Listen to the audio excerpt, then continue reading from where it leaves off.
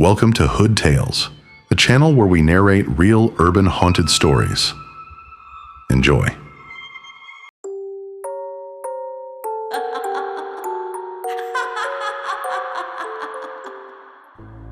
The 1970s.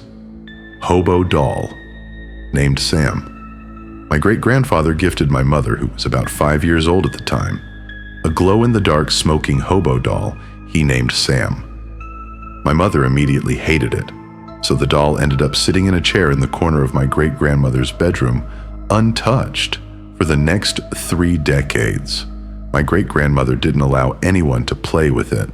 My great-grandfather later passed away from a massive heart attack in that same bedroom where the doll was located when my mother was around 5 years old in 1980. After his death, odd things began happening with the doll that multiple generations of our family have witnessed, including me. In 2005, we moved in with my great-grandmother. I was about 10 years old at the time, and my bedroom was directly across the hall from hers.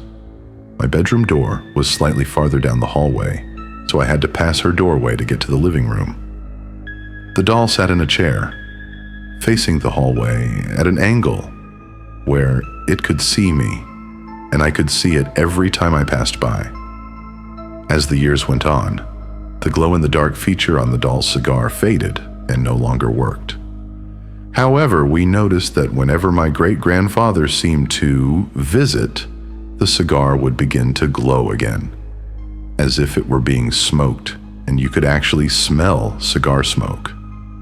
It was the creepiest stuffed doll I've ever seen, and I was relieved when I finally moved out in 2011.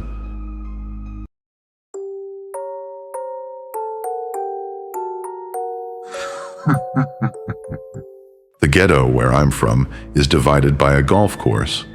One side of the street is project housing, and the other has nicer homes built between the 1930s and the 1990s, before the projects were there. I lived in a 2-bedroom house built in 1934, with bright yellow tile. I was 26 and lived with my girlfriend, who was 24. After living there for a few months, my girlfriend started saying she felt uneasy in the hallway. It was very small and had a crawl space in the ceiling. I brought my dad over to climb up and take a look because, it could have been something creepy. He found nothing, just insulation. A while later, I took a nap for about 2 hours. My girlfriend was in the next room folding laundry after work.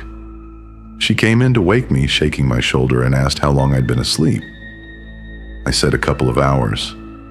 She said, "So you didn't just walk through the house?" I said no. She told me she had just seen me walk through the hallway. "Are you sure?" Yes. It wasn't me. There was no one else in the house.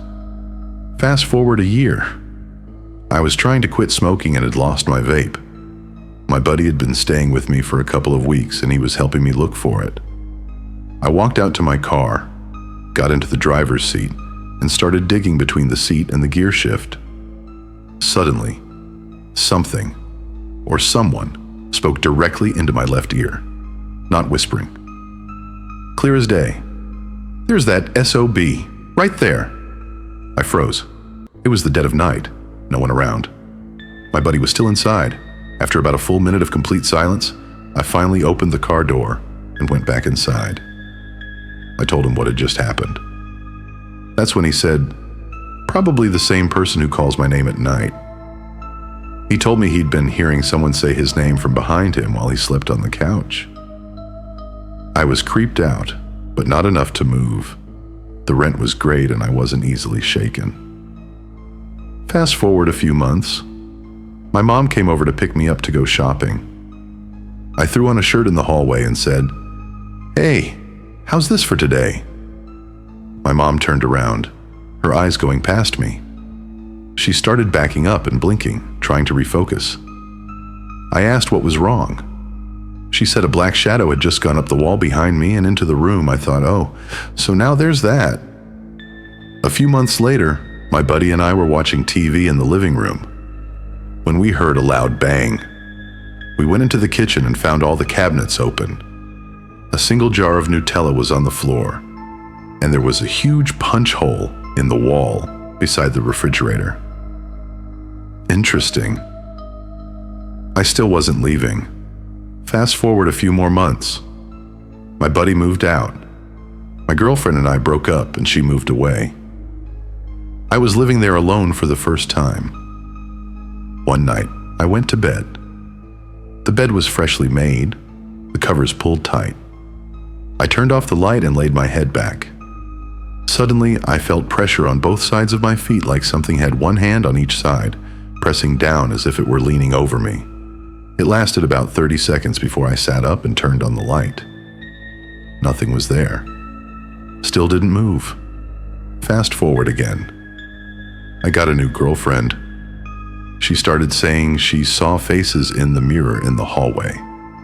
I told her weird things happened there, but nothing had ever tried to harm me, so I stayed.